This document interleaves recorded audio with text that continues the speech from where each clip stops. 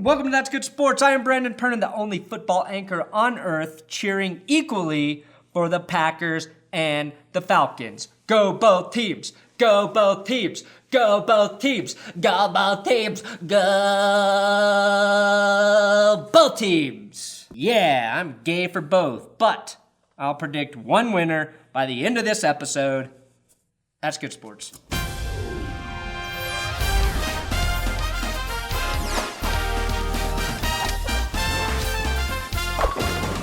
As you know by now, these episodes are sponsored by CWHemp.com. Use my promo code ThatsGood to get 10% off your order. And let me just tell you, I use Charlotte's Web hemp oil on a daily basis. I have had significant back problems. It has helped with the inflammation when my back flares up. It's also helped with anxiety.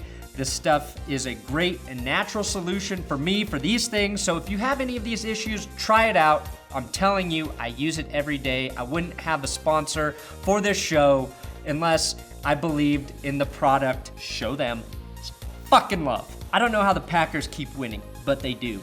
This is my favorite thing about football. Well, my favorite thing about sports in general. Sometimes the team who doesn't necessarily have the most talent finds a way to win against teams with better players, better records, and better odds. I hope this show does the same thing. I'm like the Packers. I'm just missing my Aaron Rodgers, which should be me, but I'm more like a Matthew Stafford. Really good for not being a winner. We know Aaron Rodgers is doing insane things with the ball in his hands, but it's the entire Packers team elevating their level of play at the right time.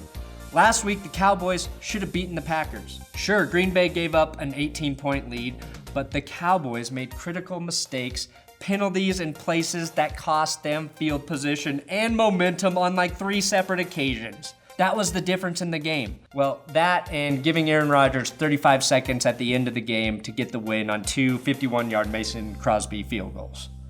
This week, the same thing is true for the Atlanta Falcons. Overall, they have the more complete team, the better weapons, and I, for some reason, am having a hard time believing they're going to win. The Falcons' defense is suspect, just like Green Bay's, but they played well a week ago against Seattle, and I can say sometimes when you have a very high-scoring offense, your defense gets labeled as soft because teams start playing you differently. They go into hurry up. They start throwing the ball frequently and early to try and catch up with you. Atlanta gave up 25.4 points per game this season. That was 6th best for being worst, meaning they were the 6th worst. The Packers were the next worst playoff team, giving up 24.2 points per game. These two teams are defensive outliers because all of the other 2017 playoff teams who made it to the divisional round were top 10 defenses in terms of points allowed. Miami and Oakland both had suspect defenses.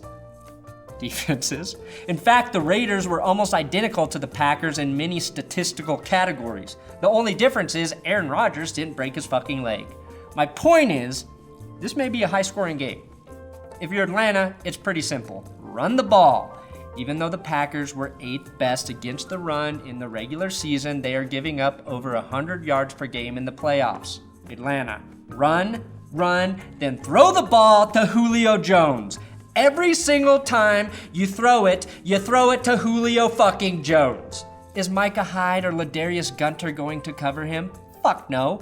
Gunter got worked by Des Bryant last week. Safety Morgan Burnett didn't practice most of this week, but I just see Atlanta taking full advantage of this banged up secondary and this actually banged up Packers team. The news for Aaron Rodgers keeps getting worse. His receivers are more banged up than a prisoner's asshole.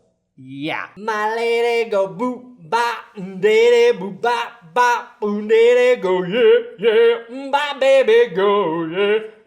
I know better boop boop boop, ba-da-da-da. Mike McCarthy said if this were a regular season game, Davante Adams with an ankle injury, Geronimo Allison with a hamstring injury, and Jordy Nelson with his fractured ribs would not play Sunday. Which forces me to ask the question, who the fuck is Rodgers going to throw the ball to? Randall Cobb and Cook. What's the X factor in this game? Guys running onto the field? This guy made it out there last week, and he just needed to talk to President Obama. That's all he needed. Well, buddy, good news. Obama has a lot more time on his hands to talk to you now. I will say, I've never seen a man so happy to be tackled. Except for my boyfriend. I really wish Tony Gonzalez was playing in this game. Not only because I really would have liked to see Gonzalez get a Super Bowl ring, but because as a former resident of Pueblo West, Colorado, Gonzalez is a much easier name for me to pronounce than Levine Toilolo. I think Atlanta has a huge advantage. Why? Ludicrous. Atlanta knows how to do halftime shows. Who did everybody else have? Some bullshit country artist? Hot Atlanta has real fucking performers. Now, I picked New England to win because I believe they have more offensive weapons than the Steelers. I'm leaning that way with Atlanta. Julio Jones, Devonta Freeman, Tevin Coleman, Muhamad Sanu, and even Taylor Gabriel all have had huge games this year. Green Bay can take away one or two of those guys, but it's too many to cover for a non-elite defense. Rodgers may only have Cobb, Cook, and Richard Rodgers at full strength. Ty Montgomery needs to have a big game rushing the ball to free up Cobb and any other injured receivers that may play. I'm on the Aaron Rodgers can perform miracles bandwagon hard right now, but I'm picking Atlanta to win this game 35-28 due to all of the Packers' injuries.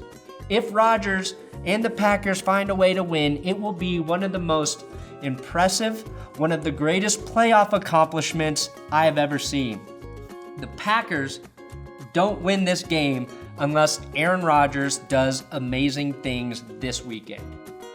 Facts. Those are fucking football facts. They could be, I mean, you could argue it's my opinion, but what's the difference between fact and opinion these days anyway? Nobody seems to fucking know. Thanks for watching another episode of That's Good Sports. Make sure you subscribe here on YouTube to my goddamn channel and give me a follow on Twitter at Brandon Perna. We can talk football on Twitter. I can answer questions about your life problems, or you can tell me how good looking I am. Any of those things are acceptable, especially that last one.